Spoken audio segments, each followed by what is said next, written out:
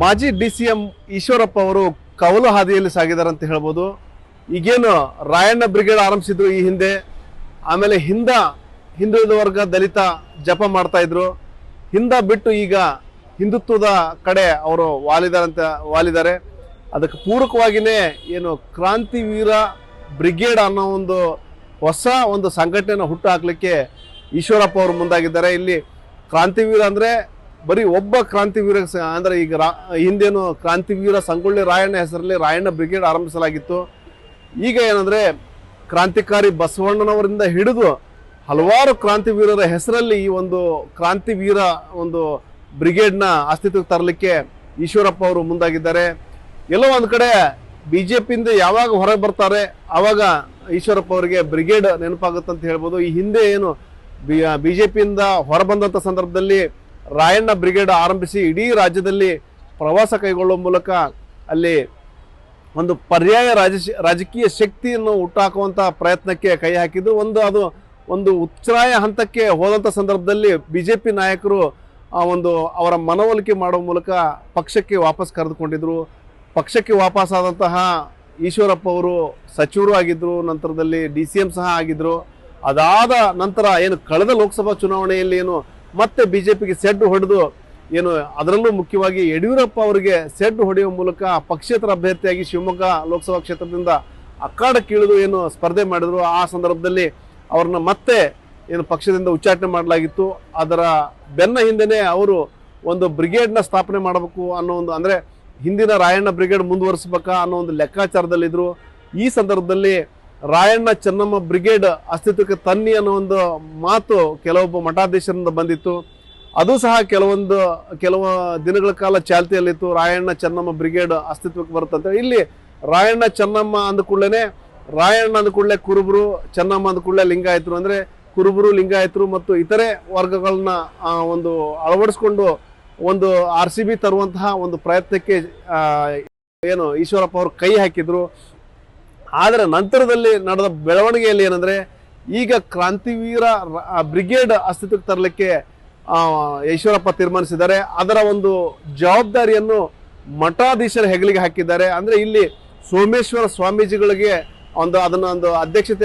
ಅಧ್ಯಕ್ಷರನ್ನಾಗಿ ಮಾಡೋ ಮೂಲಕ ಅವರ ಹಿಂದೆ 20 ಮಠಾಧೀಶರ ತಂಡವನ್ನು ರಚನೆ ಮಾಡಿ ಅವರಿಗೆ ಆ ಇಡೀ ಕ್ರಾಂತಿವೀರ ಬ್ರಿಗೇಡ್ ಜವಾಬ್ದಾರಿಗಳು ಕೊಟ್ಟಿದ್ದಾರೆ. ಇಲ್ಲಿ ಫೆಬ್ರವರಿ 4ಕ್ಕೆ ಬಸವಣ್ಣವರ ಜನ್ಮಭೂಮಿ ಬಸವನ ಬಾಗೇವಾಡಿಯಲ್ಲಿ ಈ ಕ್ರಾಂತಿವೀರ ಬ್ರಿಗೇಡ್ ಉದ್ಘಾಟನೆ ಮಾಡಲಿಕ್ಕೆ ತೀರ್ಮಾನ ಮಾಡಲಾಗಿದೆ. ಇಲ್ಲಿ 1008 ಸ್ವಾಮೀಜಿಗಳಿಗೆ, ಮಠಾಧೀಶರಿಗೆ ಪಾದಪೂಜೆ ಮಾಡೋ ಮೂಲಕ ಈ ಕ್ರಾಂತಿವೀರ ಬ್ರಿಗೇಡ್ನ ಉದ್ಘಾಟನೆ ಮಾಡಲಿಕ್ಕೆ ಎಲ್ಲ ತಯಾರಿ ಮಾಡಿಕೊಳ್ಳಲಾಗಿದೆ. ಈಗಾಗಲೇ ಹುಬ್ಬಳ್ಳಿಯಲ್ಲಿ ಈ ನಿಟ್ಟಿನಲ್ಲಿ ಸಭೆಯನ್ನು ಸಹ ಮಾಡಲಾಗಿದ್ದು ವಿವಿಧ ಮಠಾಧೀಶರು ಮತ್ತು ಈ ಭಾಗದ ಬೇರೆ ಬೇರೆ ಜಿಲ್ಲೆಗಳ ಮುಖಂಡರು ಸಹ ಪಾಲ್ಗೊಂಡಿದ್ದರು.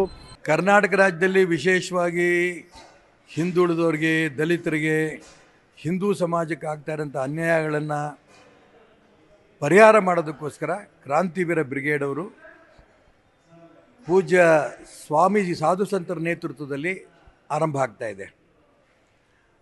ಇದು ಫೆಬ್ರವರಿ 4ನೇ ತಾರೀಕು ಬಸವನ ಬಾಗೇವಾಡಿನಲ್ಲಿ ಬಸವೇಶ್ವರ ಹುಟ್ಟಿದ ಜಾಗದಲ್ಲಿ ಆಗ್ತಾ ಇದೆ. 1008 ಸಾಧು ಸಂತರ ಪಾದಪೂಜೆಯಿಂದ ಇದು ಆರಂಭ ಆಗುತ್ತೆ.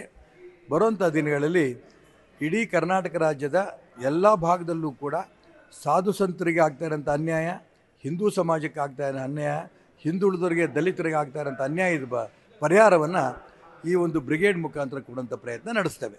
ಇದು ರಾಜಕೀಯಕ್ಕೂ ಇದಕ್ಕೂ ಏನೂ ಸಂಬಂಧ ಇಲ್ಲ. ಭಾರತೀಯ ಜನತಾ ಪಾರ್ಟಿ, ಕಾಂಗ್ರೆಸ್ಸು, JDS ಯಾವುದೂ ಪಕ್ಷದಲ್ಲಿ ಇಲ್ಲದೆ ಇರೋರು ಎಲ್ಲರೂ ಕೂಡ ಇದರಲ್ಲಿ ಇದ್ದಾರೆ. ಇದು ಬ್ರಿಗೇಡು ಯಾರ್ಯಾರೋ ಇದಕ್ಕೆ ಅಡ್ಡ ಬಂದು ಬೇರೆ ಬೇರೆ ಕಾರಣಕ್ಕೆ ಹೋಗಿ ಅದು ನಿಂತೋಯ್ತು. ಆದರೆ ಇದು ಸಾಧು ಸಂತರ ನೇತೃತ್ವದಲ್ಲಿ ನಡೀತಾ ಇದೆ. ಮತ್ತು ಈ ಬ್ರಿಗೇಡ್ಗೂ ಕೂಡ ಯಾವ ರೀತಿ ಸಾಧು ಸಂತರದ್ದು ಮಾರ್ಗದರ್ಶನ ಮಂಡಳಿ ಇರುತ್ತೋ ಬ್ರಿಗೇಡ್ಗೂ ಸಮಿತಿ ಇರುತ್ತೆ. ಹಾಗಾಗಿ ಇದು ನಿಲ್ಲಿಸೋದಕ್ಕೆ ಪ್ರಶ್ನೆ ಉದ್ಭವನೇ ಆಗಲ್ಲ. ಮಠಾಧೀಶರ ನೇತೃತ್ವದಲ್ಲಿ ನಡೀತಾ ಇದೆ. ಇದು ಯಾರೂ ಇದಕ್ಕೆ ನಿಲ್ಲಿಸೋಂಥ ಪ್ರಶ್ನೆ ಉದ್ಭವ ಆಗೋದಿಲ್ಲ. ನಾನಿರಲಿ ಇಲ್ಲದೇ ಇರಲಿ, ಇದು ಬ್ರಿಗೇಡ್ ಕಂಟಿನ್ಯೂಸ್ ಆಗಿ ನಡೆಯುತ್ತೆ. ಮತ್ತು ಇಡೀ ರಾಜ್ಯದ ಎಲ್ಲ ವರ್ಗದ ಜನ, ಎಲ್ಲ ಹಿಂದುಳಿದವರು, ದಲಿತರು, ಇಡೀ ಹಿಂದೂ ಸಮಾಜದ, ಸಕಲ ಹಿಂದೂ ಸಮಾಜದ ಎಲ್ಲ ಪ್ರಮುಖರು ಇರ್ತಾರೆ, ಎಲ್ಲ ಪಕ್ಷದವರು ಇರ್ತಾರೆ ಮತ್ತು ಸಾಧು ಸಂತರ ನೇತೃತ್ವದಲ್ಲಿ ನಡೆಯುತ್ತೆ.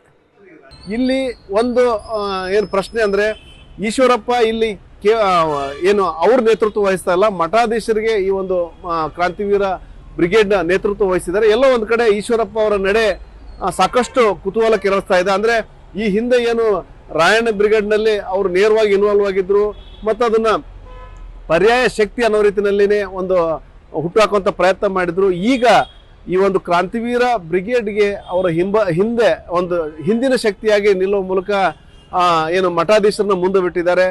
ಆ ಮೂಲಕ ಅಂದ್ರೆ ಇಲ್ಲಿ ಮುಖ್ಯವಾಗಿ ಏನಂದ್ರೆ ವಕ್ಫ್ ಇರ್ಬೋದು, ಬೇರೆ ಬೇರೆ ಸಂದರ್ಭದಲ್ಲಿ ಯಾವ ರೀತಿ ಹಿಂದೂಗಳಿಗೆ ಅನ್ಯಾಯ ಆಗ್ತಾ ಇದೆ, ಆ ಒಂದು ಹಿಂದೂಗಳಿಗೆ ಏನು ಅನ್ಯಾಯ ಆಗೋದನ್ನ ತಡೆಗಟ್ಟೋ ನಿಟ್ಟಿನಲ್ಲಿ ಈ ಒಂದು ಕ್ರಾಂತಿವೀರ ಬ್ರಿಗೇಡ್ ಕೆಲಸ ಮಾಡ್ತಾನೋ ಒಂದು ಮಾತನ್ನ ಈಗಾಗಲೇ ಸೋಮೇಶ್ವರ ಸ್ವಾಮೀಜಿ ಇರ್ಬೋದು, ಬೇರೆ ಬೇರೆ ಮಠಾಧೀಶರು ಹೇಳಿದ್ದಾರೆ ಮತ್ತು ಈಶ್ವರಪ್ಪ ಅವರು ಸಹ ಹೇಳಿದ್ದಾರೆ.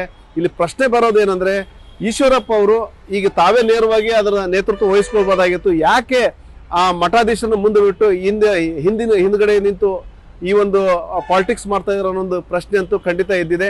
ಇಲ್ಲಿ ಅದೇ ಮತ್ತೆ ಈ ಹಿಂದೆ ಏನು ಹಿಸ್ಟರಿ ರಿಪೀಟ್ ಆಗುತ್ತಾ ಅನ್ನೋ ಒಂದು ಚರ್ಚೆನೂ ಸಹ ಶುರುವಾಗಿದೆ.